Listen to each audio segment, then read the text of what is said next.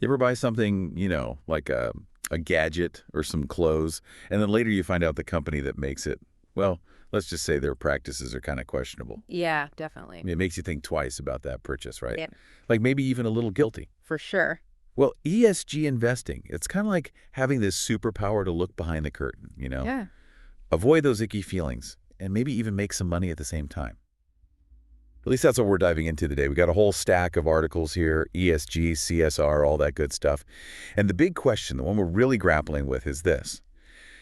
Can doing good, like, actually be good for your investment portfolio? The data is pretty interesting on that, actually. Right, so while we go through this, for everyone listening, think about this. Hmm. Where do your investments stand on all of this? Now, I know we hear about ESG everywhere we turn these days. It's inescapable, really. Such a buzzword. Totally. But let's just cut through all the hype for a second, get back to basics. At its heart, ESG, that's environment, social, governance, it's about assessing how sustainable a company's practices really are, how ethical they are. It's about looking beyond the financial bottom line, looking at the complete picture. Exactly. It's like, yeah, profits are important, but what about a company's environmental footprint? How they treat their employees, their entire supply chain, even their own internal governance. Right. It's about understanding the complete picture of how a company's operations impact the world. And that's where things get really fascinating because we're talking about all these interconnected ideas, ESG, CSR, SDGs. Honestly, sometimes I even get those acronyms mixed up. It's a mouthful for sure. Okay, so let's just break them down one by one, make sure we're all on the same page here. Let's start with CSR, corporate social responsibility. Think of it like this. Businesses, especially really big ones, have a responsibility to have a positive impact on society. It's not just about going after those profits, but also about how they impact the environment, their workers, the communities they operate in. Right, it's like Spider-Man, but with corporations. Mhm. With great power comes great responsibility. And there's that whole pyramid model, right? Exactly. That's a great way to visualize it. The base of the pyramid is turning a profit. That's a fundamental responsibility. Then above that, you've got legal compliance, then ethical considerations, and right at the top, we have philanthropic initiatives. So how does ESG fit into this pyramid? Is it just another layer, or is it something completely different? That's where things get a little tricky, because that distinction is really important. ESG is much more strategic. It's not about just doing good deeds here and there. It's about managing risks and finding opportunities related to environmental, social, and governance issues. It's really about understanding how all of these factors affect a company's value over the long term and ultimately their bottom line. Okay, so it's less about random acts of corporate kindness and more about the fundamental way a company's run, with the understanding that doing good can actually lead to financial success. Precisely. It's about recognizing that a company's long-term sustainability is essential to its financial success. And what about SDGs? Where do those fit in? They seem separate, like a UN thing. You're right. The SDGs, or Sustainable Development Goals, are a set of 17 goals that are all connected. The UN put them together, and they're aiming to create a better, more sustainable future for everyone by 2030. We're talking about tackling huge global challenges here. Poverty, hunger, climate change, all of it. Right, the really big, ambitious issues. But how does a company actually use those? It seems a little pie in the sky. You're right, they aren't regulations that corporations have to follow directly. But the SDGs provide a great framework for companies to make sure their sustainability efforts are aligned with what the world needs. Think of it as a blueprint for how businesses can make the world better while also addressing their own sustainability issues. Okay, so we've got CSR as this idea of businesses having a general responsibility to do good, ESG as a strategic approach to sustainability that directly impacts a company's value, and SDGs as this global to-do list for a better future that companies can choose to work towards. Did I get that right? You nailed it. It's like a Venn diagram. There's some overlap, but each idea has its own purpose and approach. A Venn diagram. I love those. Okay, so we've got our definitions down. But how does this actually work in the real world? Like if I'm looking at the companies I'm invested in, what are they actually doing that reflects this whole ESG way of thinking? That's when it gets really interesting because companies aren't just talking the talk anymore. They're actually making changes. And investors are starting to notice. Take Apple, for example. We all know they're big on talking about how sustainable they are. But they're also taking some pretty big steps to back it up. Yeah, like what? Yeah. What are some concrete things they're doing that makes them stand out from a purely ESG perspective? Because I'm more interested in what they're doing, not just what they're saying. Well, their goal is to have their entire supply chain be carbon neutral by 2030. That's huge. Wow, so it's not just about using recycled materials. They're thinking bigger. You got it. They're investing in renewable energy, cutting down on waste, even redesigning their products so they're easier to recycle. They're putting their money where their mouth is. Okay, so that's definitely something I should consider as an investor. If I'm looking at Apple, their ESG performance could be a good sign of how well they'll do over the long term. They're dealing with environmental concerns head on, which means they're getting ahead of potential regulations, problems with their supply chain, all of that. Exactly. And it's not just Apple either. This is happening in every industry. Take TSMC, for example. They make more chips than anyone else in the world, and they've committed to using only renewable energy by the year 2050. 2050. Wow, that's thinking way ahead. It is, but it shows they're serious about sustainability. They're investing a ton of money in solar and wind power, and they're even working with their suppliers to lower their environmental impact, too. So it's like this ripple effect. Yeah. Big companies making changes that then affect their whole supply chain. That's got to be where a lot of the impact is, right? You're absolutely right, and it brings up a really important point about ESG investing. It's not just about the big, well-known companies. You gotta look at the whole picture. Because a company might seem sustainable on the surface, but then you find out their supply chain is a mess. Right. Like if they're using conflict minerals or they rely on unethical labor practices somewhere down the line, that's a problem. Yeah. It's like buying an organic apple that was shipped across the ocean on a diesel truck. Exactly. That's why it's so important to understand a company's supply chain. It's becoming a big deal for ESG investors. Take Foxconn, for instance. They're a huge electronics manufacturer. They make a lot of Apple's products, actually. Okay, so they're a major player in the tech world. Huge. And they've been making big changes to improve their social and environmental practices. We're talking both within their own operations and with their entire supply chain. They've made their labor standards tougher, they're investing in programs to train their workers, and they're pushing their suppliers to be more transparent. So they're kind of like trendsetters, showing that even massive, complex supply chains can be made sustainable. Exactly. And it's not just because they're being altruistic. They're realizing that treating their employees well and lessening their environmental footprint actually makes sense from a business perspective. Right.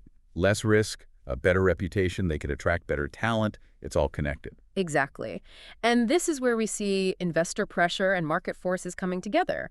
Investors are looking at ESG performance as a factor in how profitable a company will be long term. So companies like Foxconn are realizing that it's not just the right thing to do, it's good business. So it's not just about feeling good about where you invest your money.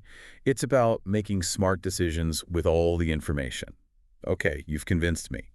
But how do you actually measure all of this? How do you quantify something as complex as a company's social impact or their governance practices? That just seems a lot more complicated than just looking at their stock price. It is more nuanced, that's for sure. But the good news is that there are tools that can help us make sense of it all. ESG ratings. ESG ratings. So like a credit score, but for how sustainable and ethical a company is. Exactly. Just like credit scores, there are different models and different ways to calculate the ratings. Okay, so let's break down some of the main ones. What should I be aware of as an investor? One of the most well-known ones is the MSCI ESG Index. They use a rating system that's easy to understand, from AAA to CCC, and it's all based on a company's exposure to ESG risks and how well they handle them. So at a glance, I could see how a company stacks up against the competition when it comes to sustainability. That's helpful, especially if you're comparing a lot of companies. That's the idea. Then there's the Dow Jones Sustainability Index, or the DJSI. This one's considered the gold standard when it comes to corporate sustainability, and they take into account a really wide range of factors: economic, social, and environmental. Wow, it sounds pretty intense. It's very thorough. They really do their homework. And that means that a DJSI rating carries a lot of weight, both for investors and for companies who want to be seen as leaders in sustainability. I bet. So that's two. What's the third one? The third one to keep an eye on is the FTSE4Good Index series. What makes this one different is that it's all about global standards and independent evaluation. Their process for evaluating companies is really rigorous, so you know it's on the level. Okay, that's reassuring. Because with all the data and all the different rating systems, it's easy to get lost. So if I'm understanding you right, these indices are like cheat sheets for investors who care about ESG but don't have time to get a PhD in corporate sustainability. You got it. They're tools to help you quickly figure out a company's ESG performance, understand what they're good at and what they need to work on, and make better choices about where you put your money. So you're telling me that I can go to my brokerage account right now and look up these ratings? Absolutely. They're public, and more investment platforms are making them part of their research tools. It's all about giving you, the investor, the power to make choices that you can feel good about.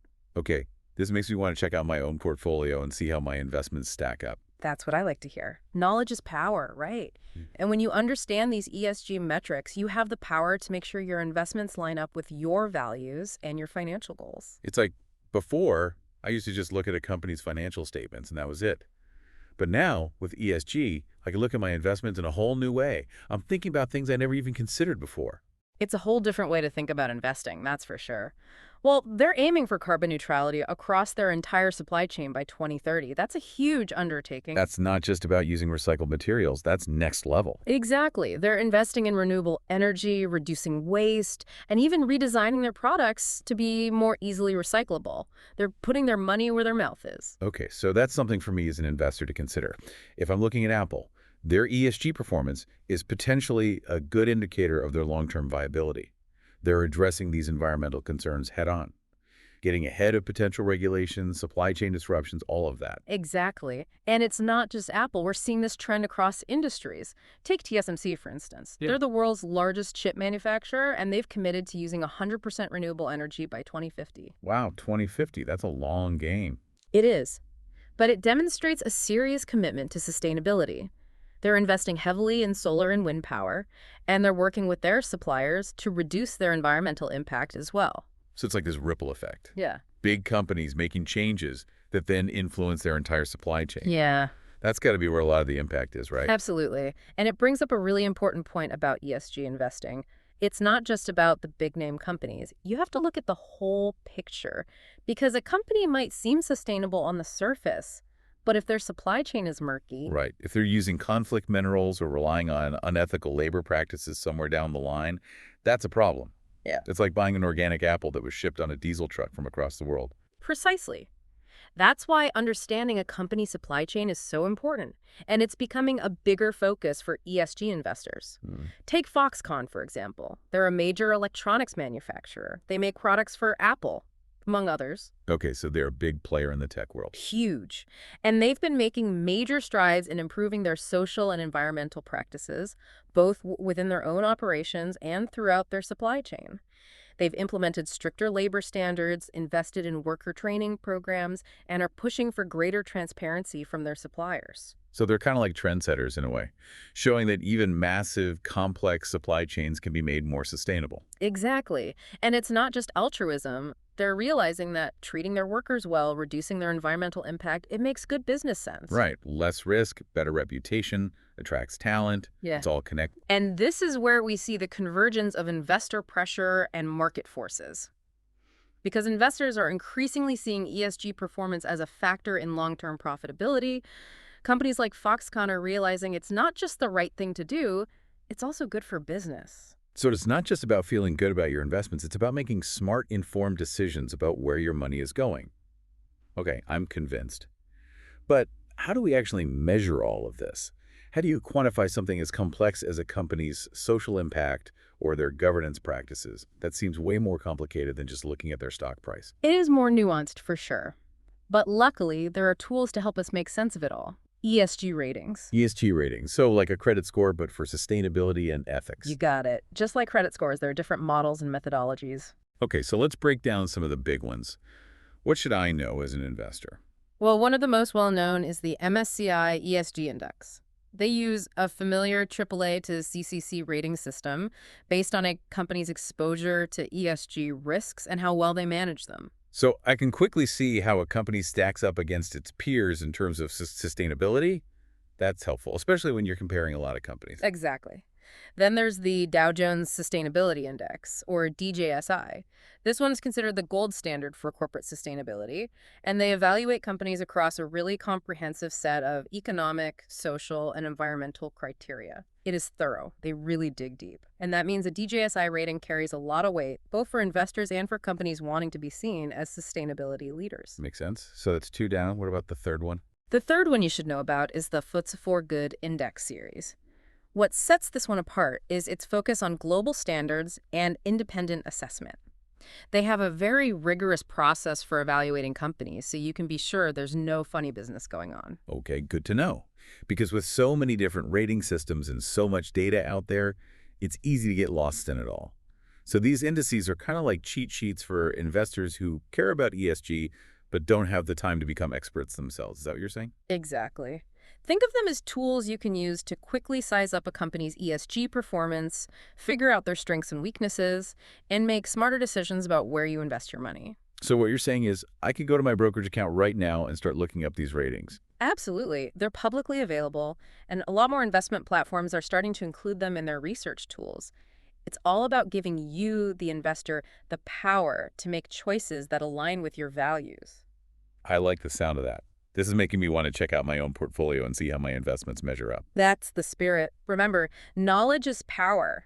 And when you understand ESG metrics, you have the power to make sure your investments are in line with both your values and your financial goals. It's funny, before I knew much about ESG, I'd just look at a company's financial data, and that was about it. Yeah. Now, ESG is like a whole other dimension of analysis, making me think about factors I hadn't really considered It's before. a whole new way of looking at investing. So we've gone from ESG being this vague buzzword to a whole system for evaluating companies and making smarter investment decisions. It's pretty incredible how much it's shaking things up. It really is. ESG is changing how businesses operate and how investors evaluate them, and we're just getting started. So what's next? What does the future hold? Any predictions? Well, I can tell you one thing. ESG isn't going away. In fact, I think it's going to become even more integral to the business world. So no more business as usual for companies that ignore ESG. Exactly. As more and more investors insist on ESG action, it could very well become the standard, not just a nice to have. So imagine a world where every company report includes their ESG score right alongside their profits. I can definitely see that happening. And that level of transparency would really empower investors to make even more informed decisions. And maybe even push companies to step up their game. Exactly. It creates a win-win situation where companies, investors, and the planet all benefit. Now that's a future I can get behind. Mm. It makes you wonder, though, what's going to be the driving force behind all of this? Will it be investors demanding more from companies? Consumers making different choices with their wallets? Or maybe even governments stepping in with new regulations? That's a million-dollar question, isn't it? I think it's going to be a combination of all of those things. We're already seeing a change in what consumers want, with more people willing to spend a little extra for products that are sustainable and ethically produced. As that trend keeps going, it's going to put even more pressure on companies to make ESG a priority. Right, because at the end of the day, companies want to make money, and when they realize their customers care about ESG, they'll have to adapt. Exactly. And that's why it's so crucial for investors to understand this whole ESG landscape and get involved. Your investment decisions carry a lot of weight. They send a clear message to companies about what matters to you as a shareholder. It's like we're all part of this big interconnected system. The choices we make, both as investors and as consumers, have ripple effects throughout the whole thing. That's a great analogy. It really highlights how interconnected it all is. And it's a good reminder that we all have a role to play in creating a more sustainable and responsible future. Well said. And on that note, I think it's time to wrap up this deep dive into the world of ESG. I hope you found it informative and maybe even a little inspiring. It's been great exploring this with you. Until next time. And to everyone listening, we've covered a lot of ground today. Definitions, examples, resources. But if there's one thing I want you to take away from this, it's that you have the power to make a difference. Understanding ESG isn't just about making money. It's about aligning your investments with your values. So, do your research, don't be afraid to ask questions, and invest wisely. Until next time, keep learning and keep asking those important questions.